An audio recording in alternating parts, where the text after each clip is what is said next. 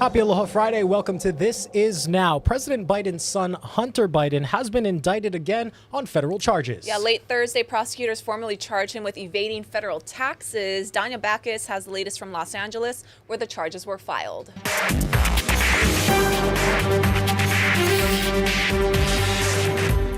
Hunter Biden, son of President Joe Biden, is now indicted on 9 counts related to his taxes. A 56-page indictment from a California grand jury lays out charges that include failure to pay taxes, filing false tax documents, failure to file taxes, and tax evasion. The president's son is accused of avoiding payment of at least $1.4 million in taxes to the IRS.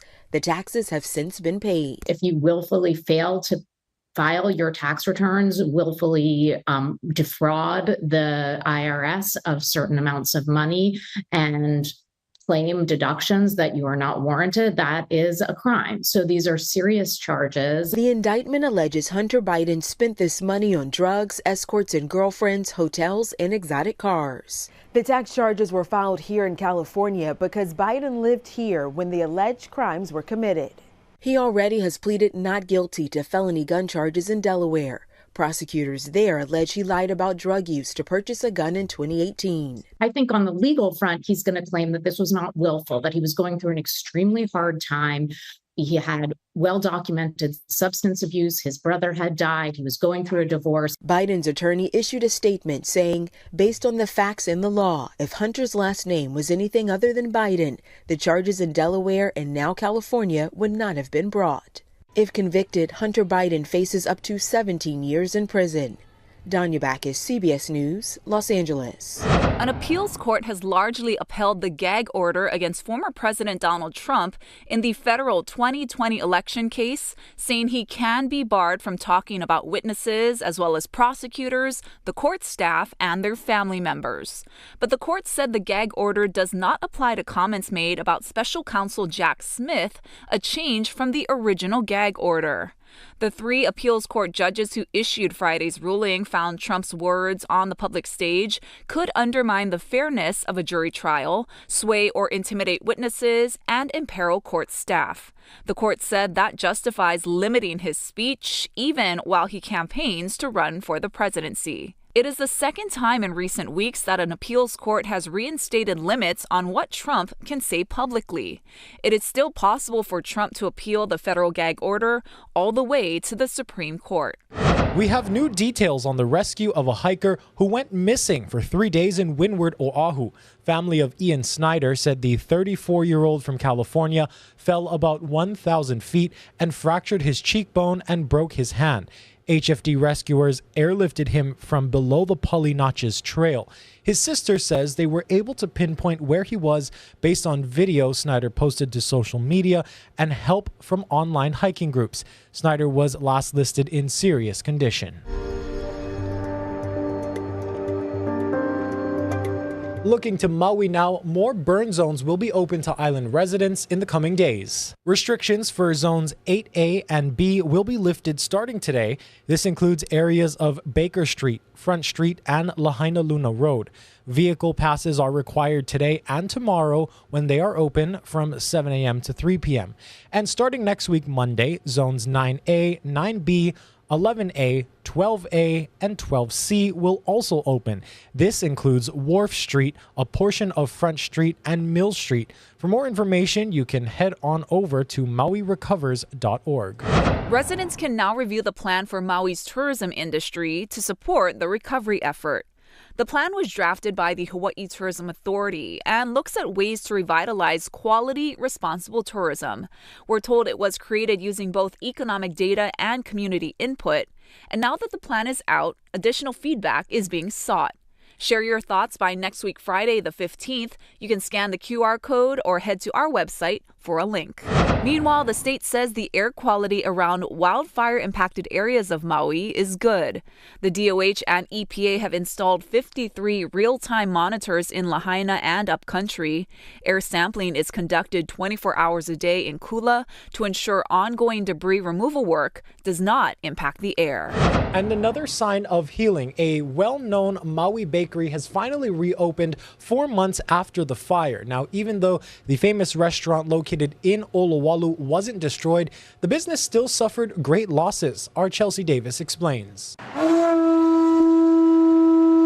Beginning with a blessing. Mahalo akua. And giving thanks. It was a reunion of sorts at Leora's Kitchen and Pie Shop in Oluwalu, where kupuna were invited as special guests. Some of them even getting emotional. Good morning. 92-year-old Wanda Kitaguchi lost her home in Wahikuli in the August fires. She says she loves Leora's not just for their ono food and delicious pies, but she says they make her feel special. They are so friendly and they give us loving support for Lahaina Kupua senior group. Yeah, we appreciate very much. We're just excited to bring our staff back. A lot of them have been out of work for a few months, so we're just really excited. Happy to be serving the community again and bringing our pies back. I know everyone missed their pies. The owners of Leora's also own Od Lahaina Luau, Star Noodle, and Aloha Mix Plate. All have been closed since the fires. They say out of their 400 employees, 200 of them lost their homes. It's been really important for us to honor the community, what the community needs were to grieve, to recover. So it's been a rough 4 months. So it feels good to have something positive, something that feels good. The reason why it took so long to reopen is because their central kitchen is located in Lahaina and it was damaged in the August fires. When we decided to reopen, we wanted to make sure that we keep the branding of Leora what it is. It's those sandwiches and those pies. And it did take us a little bit longer, so we've made a smaller crew come in earlier and prepare that here, which isn't as big as we would like it. So our volume of what we have available is a little bit less. They say it'll take time to get fully operational again, but until then, they want everyone to know they're open for business. Reporting in Oluwalu, Chelsea Davis, Hawaii News Now. Now to the latest from Red Hill, where the defueling of the last 7 feet of the storage tanks are now complete. Crews began emptying about 1 million gallons from each flowable tank bottom this week. The Joint Task Force is now awaiting regulatory approval to remove the remaining fuel in the pipelines. Officials hope to begin that process by Tuesday. In all, crews have removed over 104 million gallons of fuel. New at noon, the Aikau family has announced details for the next Eddie Big Wave Invitational Surf Contest. The opening ceremony will be held at Waimea Bay Beach Park today, and the waiting period begins December 14th and runs through March 12th of next year, pending final permit approvals. 40 surfers have been invited, including Billy Kemper, John Florence, Kelly Slater, and last year's winner Luke Shepardson, as well as 23 alternates. Wave faces must consistently reach 40 feet for the contest to go. Last year was only the 10th time it's run since beginning in 1984. The Hokulea was officially welcomed home Thursday in ceremonies at the Marine Education Training Center at Sand Island. Now, the voyaging canoe set sail in May on what was supposed to be a 42-month voyage around the Pacific. But as Ben Gutierrez tells us, the Maui wildfires and weather conditions brought her back home. Hokulea wasn't supposed to be returning home this early. Its Moani Nui Akea voyage was interrupted because of what happened on Maui.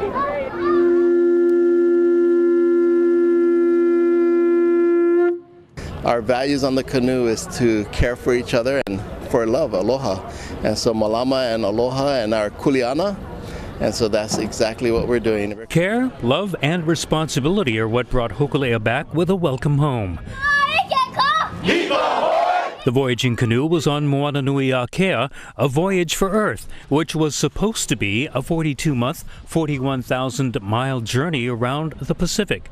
Hokulea was traveling back from Alaska to British Columbia and Washington State when the wildfire tore through Lahaina. Obviously, we have a very strong ohana in Lahaina and on Maui, and everyone was very, immediately devastated and touched by what happened, and we're so happy that Hokulea can come home. The tragedy on Maui was one reason for her return. The Polynesian Voyaging Society says another factor was the strong El Nino conditions in the Pacific, which would have made sailing dangerous. so the crew decided to bring Hokulea safely back to Hawaii on a Matson container ship and then have her towed back to Sand Island with her masts and sails removed. While docked, the canoe will be cleaned and repaired, and then Moana Nui Akea will resume, but this time with a slight detour. She'll make way to Maui and to Lahaina, and then we'll make our way around the state, and then from there we'll go back into the Pacific and continue the voyage. These va'a were always built for exploration. These va'a are always built for the future, to see over the horizon. Hokulea's sister canoe, Hikianalia, has already sailed to Maui with relief supplies. The plans call for Hokulea to sail to Maui early next year. Her being here, I hope, is something that can be something to uplift our community, uplift our ohana in this time that everyone's still trying to look for answers, looking for, what happens next on the horizon. And Ben Gutierrez, Hawaii News Now. The Biden administration is delaying a long-awaited ban on menthol cigarettes, a move that is angering health advocates. Gloria Pasmino joins us to break down the arguments and to explain when the ban could take effect. That's right, Emily. In fact, the ban against menthol tobacco products has been in the making for about a decade. Health experts have long warned about the dangers of smoking menthol products, specifically for the Black community. But the tobacco industry and powerful lobbying groups have put up a fight. Now, some are blaming this latest delay on the upcoming presidential election. The NAACP is expressing anger and disappointment at the Biden administration for delaying a ban on menthol-flavored cigarettes. If you don't ban menthol flavor, you send a clear message that Black lives do not matter. More than 83% of Black smokers choose menthols, according to a 2020 national survey on drug use and health. And the CDC says Black people die at higher rates of smoking-related illnesses. But the African-American community is divided on the issue, with some leaders arguing it would lead to an illicit market and more deadly police encounters. It's becoming a political issue because of Black leaders trying to make it such. You have Black leaders that are taking the stand of tobacco companies rather than saving Black lives. A ban would only allow the FDA to regulate the sale and distribution of menthol cigarettes. Enforcement would focus on retailers, manufacturers, and distributors, not individuals. Public health groups say the Biden administration is putting politics over people. There's just no reason for this delay, and only one can conclude cynically that the industry has had an influence on the administration's decision. Now, the rule that would have published and put the ban into effect was expected to go out at the end of this year or at the latest in January of the upcoming year. Public health advocates are now hoping that the Biden administration will reconsider. I'm Gloria Pasmino in New York. Emily, back to you. Yes, so the ban is delayed, but when it goes into effect, what will enforcement look like? Well, advocates are certainly hoping that this won't be a very long delay. And as you said, when it goes into effect, the enforcement is actually going to be focused on distributors, on retailers, on manufacturers, not on the consumer. The idea is to target those who are in charge of manufacturing, distributing, and selling the product rather than those who may be trying to buy it or use it. And part of that is an effort to make sure that people aren't being directly targeted by enforcement. Some critics of this ban say that banning the menthol products could create a sort of illicit market or push the menthol products into an underground market that are going to create negative interactions for the users with law enforcement. And again, considering the fact that the majority of menthol tobacco users are Black people, that has been a key factor raised by some of the advocates that are on the other side of this issue, saying that a ban might lead to negative police interactions. Thank you so much for your reporting, Gloria. I appreciate it. Well, this weekend is the highly anticipated Honolulu Marathon, and today there was the Runners Expo at the Hawaii Convention Center. That's where we found our Casey Lund this morning. What you're looking at right now is an empty display case, because there is no way in the world that SGC, the company in Ginza, Japan, that crafted the medals, the solid gold medals for the top finishers, would ever let us around that hardware. But Everyone that crosses the finish line come Sunday will get a medal from SGC. We're going to tell you a little bit more about that coming up on race day. First, though, I want to talk to somebody that has finished the race. Tim Morris with us, triathlete, also somebody that is really passionate about races. Tim, I want to ask you, what makes this, the Honolulu Marathon, special? This is one of the most iconic races in America and even the world. I mean, what's so cool about it is we start at 5 a.m., you have fireworks, and just the course itself, running over Diamond Head, seeing that sunrise. I mean, this is an amazing race, and having 30,000 people out there that you're running with, it's an incredible event. So tell me a little bit about what folks should know if they want to come down, or they need to come down, obviously, today and tomorrow at the Expo, and what they should know on race day. Yeah, we need you guys to come down between 9 and 7 today to pick up your race packet, get your bib, or 9 to 5 tomorrow. And then definitely be there 5 a.m. Prior to 5 a.m., that's the kickoff of the race on Sunday morning. So coming in on Piikoi Street or coming in through Atkinson, that's the best way to get in, fill into your colored zone, which is your predicted time, and have a great day. And you're not going to want to miss any of that. Of course, we'll bring you all the action live on Sunday morning for our special edition of Sunrise for the Honolulu Marathon. And of course, you can catch all the action as well at hawaiinewsnow.com. For now, we'll send things back to you. And even if you're not running, you can wake up with us to catch all of the action. We'll be bringing you live coverage of the 51st Honolulu Marathon. Make sure to tune in starting at 6 a.m. this Sunday on K5. And good luck to all the runners on Sunday. It's such a huge accomplishment. We're going to be rooting for all of you. Okay, let's take a live look outside. This is downtown Los Angeles. The temperature there is 68 degrees on this Aloha Friday. We're going to have a check on your local forecast with Billy V after this quick break.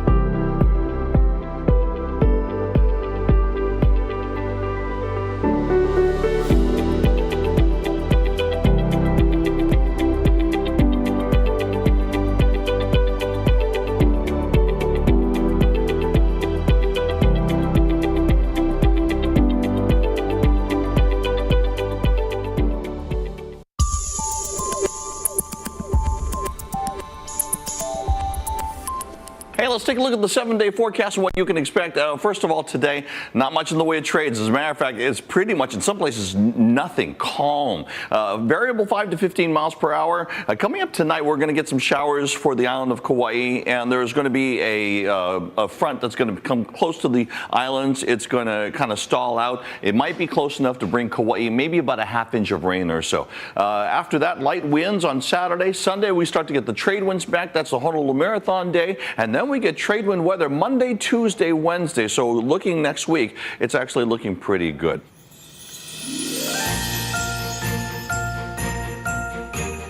Finding a good work-life balance can be tough for many. It's even harder when you're far away from your home country, living in a place where the cost of living is unbearable.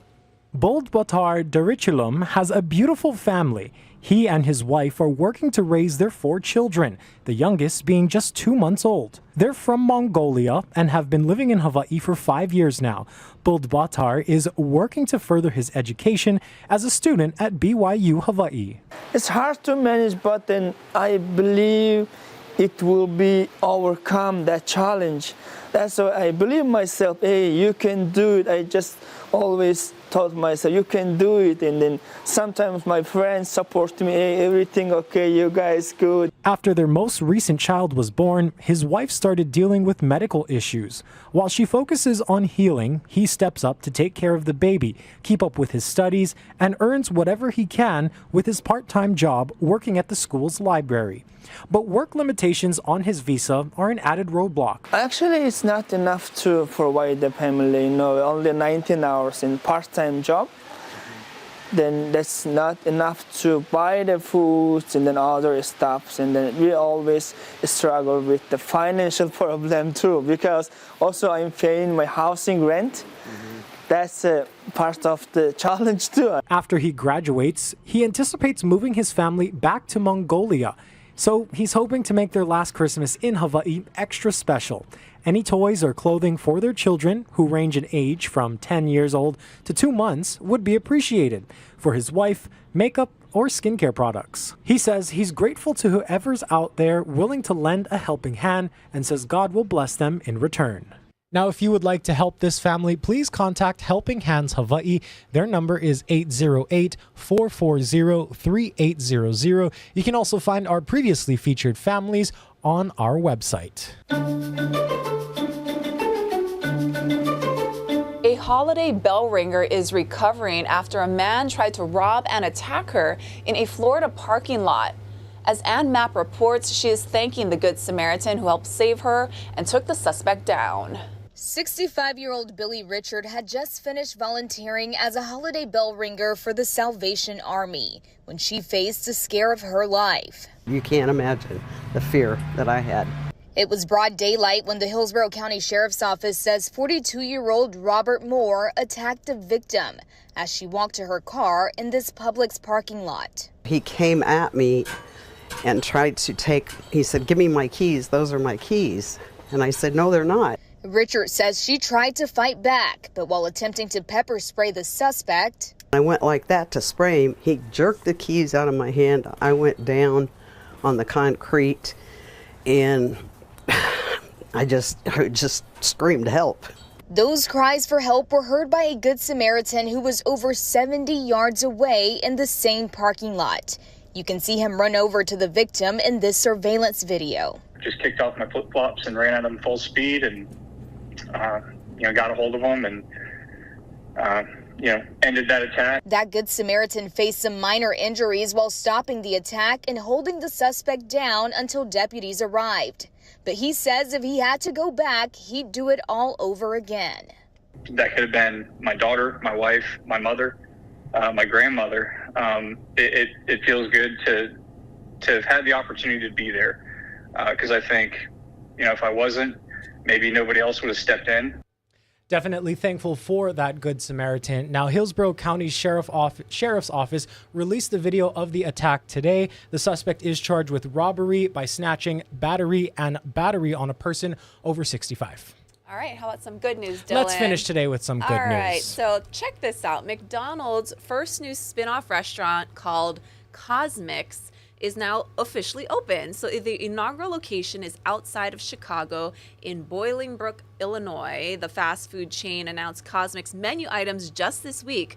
It does not include hamburgers or fries, but rather drinks like lattes, energy drinks, slushies, and lemonade, and also treats like donuts, cookies, and pretzel bites. However, there are a few familiar items on the menu, such as McFlurries and Egg McMuffin sandwiches served all day. McDonald's has not yet revealed other locations for Cosmix, but revealed the pilot program is planned for 10 cities across the U.S. So I see they got some of the bites here. Let's pause this here. Spicy queso sandwich, McPops. Ooh, those look fun. Pretzel bites, Savory hash brown bites. Anything piquing your interest? Well, this would be my jam because this is the only thing I eat from McDonald's really are Egg McMuffins and McFlurries and Chicken McNuggets. So I would definitely go to this. The colors of this drink, tropical, I can't see that. Spiceade? Tropical Spiceade is what it was called. That pink and yellowy. It's gorgeous. It looks like a drink you'll get at a nightclub here. So if you're ever in that neighborhood, go ahead and check out the new stop there. We're going to end today with a live look out over beautiful Honolulu. Another gorgeous day. Simply a beautiful day in Hawaii, Nei. Thank you all so much for tuning into This Is Now. Be sure to tune into our first evening newscast at 4 o'clock. Ashley is back on the desk then. Happy Aloha Friday.